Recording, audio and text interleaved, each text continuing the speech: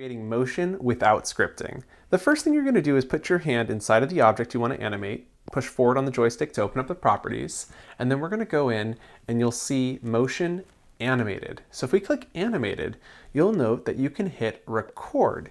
Now you could just move the object around and it's not going to start recording until we start interacting with the object.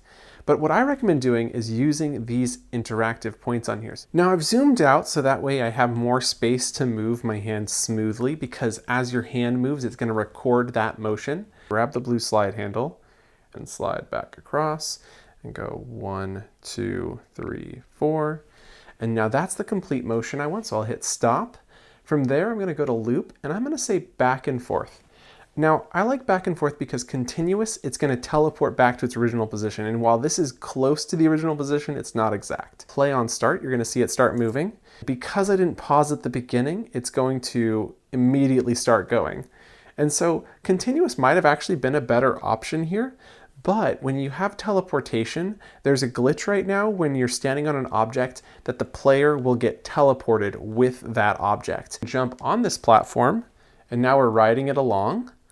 And this is really fast. More likely than not, you don't need it to be that fast. You'll notice speed, and under speed, we can adjust this to be 30% speed. And now you'll notice it moves at a very leisurely pace. We can jump off and on, no big deal. Imagine you wanted an object to rotate, like this carousel example here. So if we group these objects together, so we just click and drag through them.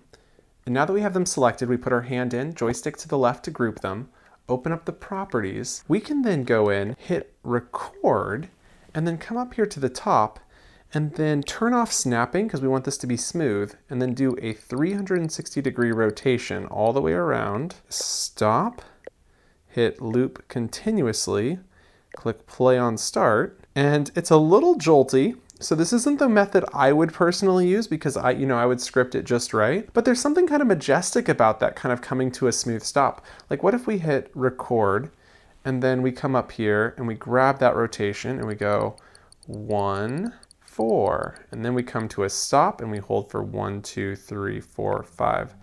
And we now hit the stop button, let it go continuously. Now that's way too fast. I would never want to put someone on that, so I would slow this down to about 0.2. And now we should have a nice smooth motion.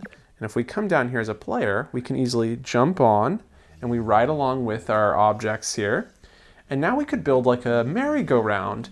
This would be a really great way to add motion to your world without even having to dive into a script and really quickly enhance your world. Now, someone out there is probably asking, can we take this a step further? And the answer is yes. You know I can. So if we grab, let's say, an invisible object right here, and then we're going to group the two of these together, record an up and down motion. 3, 4, 5, and then stop.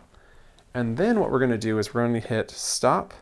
Then we're going to hit loop back and forth, so that way it goes up and down, and then we're going to hit play on start. And so now we can jump on, and it'll rise us up. We can see a nice view, and then it'll jump back down. And you can imagine if you had designed this with like a pole underneath, it would actually look like kind of a carnival ride. And I'm not going to lie, you can actually take this further and further and further. I'm not going to, but theoretically you could create a whole assortment of animated objects. If you have any questions, don't hesitate to ask, and I look forward to seeing you in the next one. Bye! Slide this along and punch a wall in the real world.